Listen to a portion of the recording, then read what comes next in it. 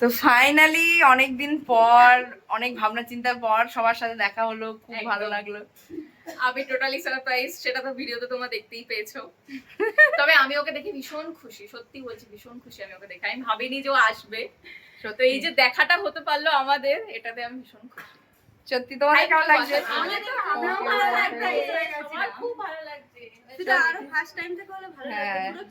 সত্যি তাই, দীপাদিকে অনেক মিস করলাম, আরো সবাইদেরকে মিস করলাম। আর সত্যি তোমাদের সাথে আসলে বন্ডিংটা খুব ভালো ছিল বলে আসার আগ্রহটা এতটা। তোমরা সবাই সত্যি খুব ভালো। আর তুমি সবথেকে না ভালো। না না, একদমই না। সবথেকে ভালো।